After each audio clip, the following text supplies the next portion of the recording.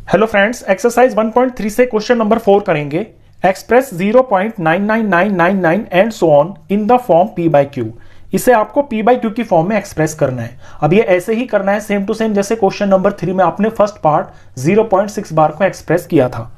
Are you surprised by your answer? क्या आप अपने आंसर से सरप्राइज्ड हुए? अब वो तो तब पता चलेगा जब इसका आंसर आएगा। With your teacher and classmates discuss why the answer makes sense. फिर अपने टीचर से और क्लासमेट से डिस्कस करो कि इसका जो आंसर आया वो सेंस कैसे बनाता है। चलिए क्वेश्चन की हम यहां से शुरुआत करते हैं। पहले इसको p बाई क्यू की फॉर्म में ही हम चेंज कर लेते हैं।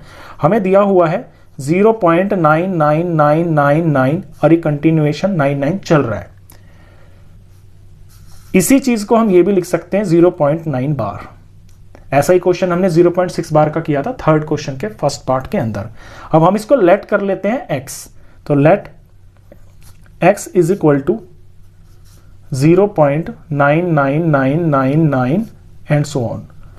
अब हमारा पर्पस ये होता है कि डेसिमल से लेफ्ट में हमें होल नंबर चाहिए होता है। वो यहां पे तब आएगा तब मैं इसका 10 टाइम्स कर दूंगा। तो इसका मैं 10x करता हूं तो ये डेसिमल यहां चला जाएगा, 9 यहां आ जाएगा पॉइंट, और इसके बाद फिर सारा सेम बन जाएगा 9999 एंड सो ऑन। अब ये मेरी इक्वेशन नंबर 1 है और ये इक्वेशन नंबर 2 है। मैं 2 में से 1 को सबट्रैक्ट कर देता हूं तो 10x माइनस x लेफ्ट में और यहाँ पे 9.999 एंड सो ऑन और माइनस 0.99999 एंड सो ऑन। इधर 10x में से x माइनस करेंगे तो ये 9x होगा और यहाँ पे 9 में से 0 माइनस करेंगे 9 और पॉइंट के आगे तो सारा सेम ही सेम है तो सब कुछ 0 ही बन जाएगा। अब x की वैल्यू यहाँ से आ रही है 9/9 और 9/9 यानी कि ये आ गया है 1। अब ये देखिए ये आपका आंसर 1 आ गया है, यानी 9 को 9 से डिवाइड करने पर 1 आता है, ये हम जानते हैं। लेकिन ये जो 1 आया है ये आंसर आया है 0.9999 का।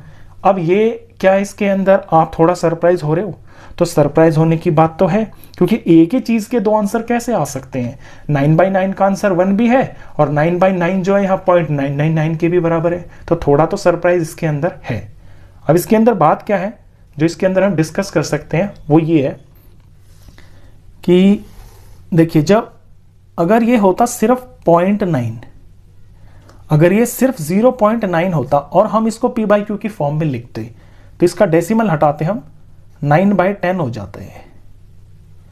डेसिमल के आगे एक डिजिट है ना, तो 10 से डिवाइड करते तो ये इसकी p बाई क्यू फॉर्म हो गई है। लेकिन अभी है ये 0.9 बार और आंसर इसका आ रहा है 9/9।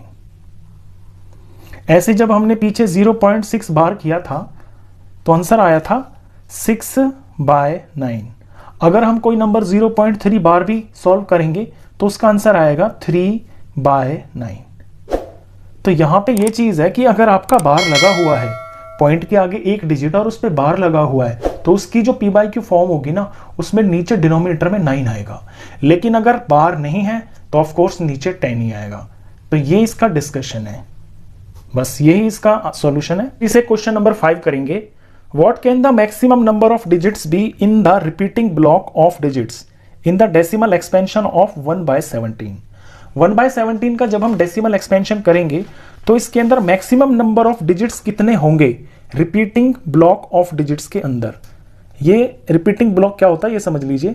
जैसे हम किसी का डिवाइड करते हैं तो यहाँ डेसिमल के बाद नंबर्स आते हैं, जैसे 5 6 7 4 आ गया, फिर इसके बाद से 5 6 7 4 आ गया।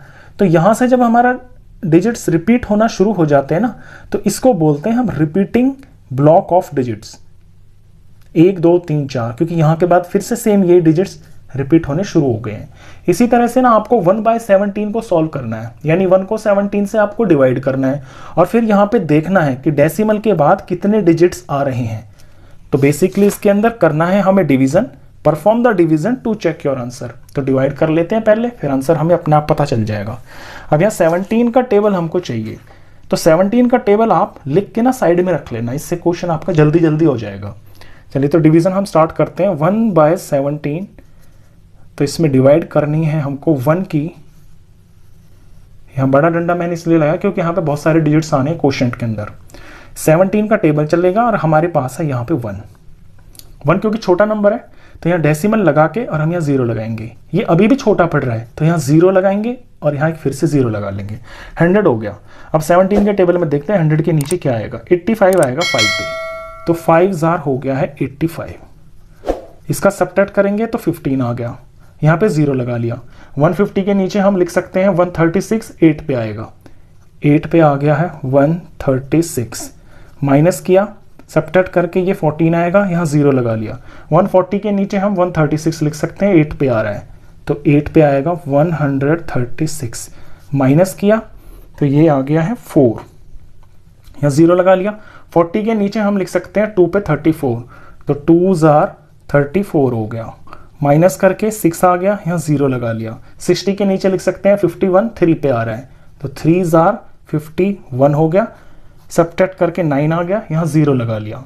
90 के नीचे 85 लिख सकते हैं, 5 पे आ रहा है, तो 5 पे 85 आ गया, माइनस करके ये 5 आ गया। आगे बढ़ते हैं, इसमें फिर 0 लगा लेंगे हम। अब 50 के नीचे हम लिख सकते हैं 34, ये 2 पे आ रहा है, 2 पे आ गया 34, सबट्रैक्ट करेंगे तो ये 16 आ जाएगा, 0 लगा लिया। 160 के नीचे लिख सकते हैं 153, 9 पे आ रहा है, तो 9 पे आ गया है 153 और माइनस करके आ गया यहाँ पे 7 आ जाएगा, यहाँ 0 लगा लेंगे तो ये 70 हो गया। अब मैं यहाँ लिख लेता हूँ 70 से, मैं यहाँ कंटिन्यूएशन कर लेता हूँ सवाल को। 70 के नीचे हम लिख सकते हैं 68, 4 पे आएगा, तो 4 पे आएगा 68,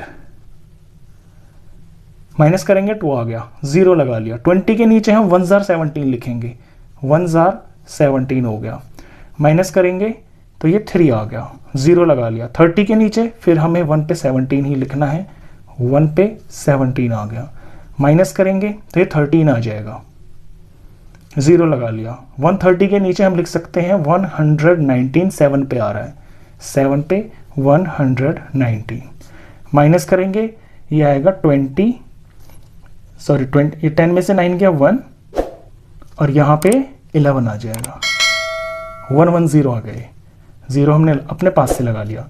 110 के नीचे हम लिख सकते हैं 102, 6 पे आ रहा है, 6 पे आ गया 102, माइनस करा तो 8 आएगा, 0 लगा लिया। 80 के नीचे लिख सकते हैं 68, 4 पे आ रहा है, 4 पे 68 आ गया, 68, 69, 70, तो ये 12 आ गया, यहाँ 0 लगा लिया।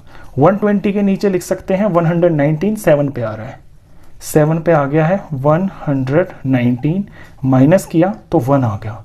अब देखिए यहाँ पे 1 आ गया, हमने क्वेश्चन भी तो 1 से ही शुरू किया था ना। अब 1 के बाद सेम यही कहानी चलेगी, हम यहाँ पे 0 लगाएंगे, बात नहीं बनेगी, फिर से एक 0 लगाएंगे, फिर यहाँ 100 हो जाएगा और फिर सारा का सारा यही प्रोसीजर पूरी तरह से सेम यही रिपीट होता चला जाएगा।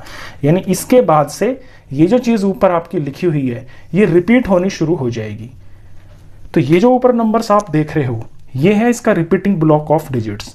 इसमें कितने डिजिट्स हैं, या डेसिमल से पहले आप 0 लगा लेना, खाली नहीं छोड़ते हैं डेसिमल को। तो 1 2 3 4 5 6 7 8 9 10 11 12 13 14 15 16 16 डिजिट्स आए हैं इसके।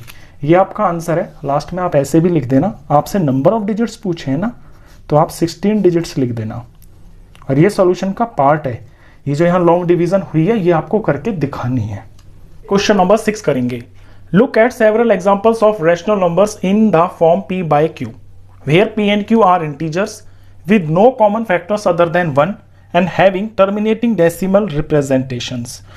आपसे कहा है कि कुछ ऐसे रैशनल नंबर्स के एग्जांपल्स को देखिए जो p by q की फॉर्म में हो और जहां पे p और q इंटीजर्स हो और ऐसे इंटीजर्स हो जिनमें 1 से अलग कोई भी कॉमन फैक्टर नहीं होना चाहिए, and having terminating decimal representations. और ये जो रैशनल नंबर लोगे आप, इनकी जो डेसिमल एक्सपेंशन है वो टर्मिनेटिंग होनी चाहिए।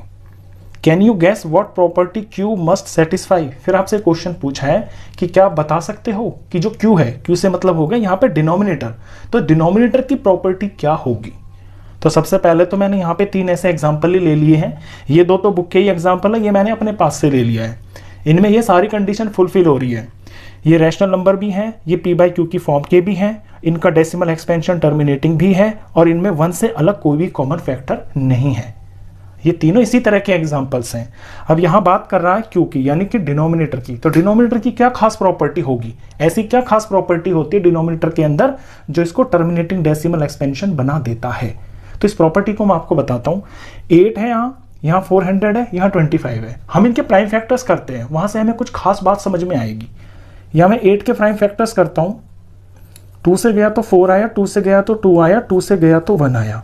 400 के प्राइम फैक्टर्स करता हूँ, 2 से डिवाइड कर रहा हूँ, 200 आया, 2 से डिवाइड किया 100 आया, 2 से डिवाइड किया ये 50 आ गया, और ये 2 से डिवाइड करने पर 25 आ गया, ये 5 से डिवाइड करने पर 5 आ गया, ये 5 से डिवाइड करने पर 1 आ गया।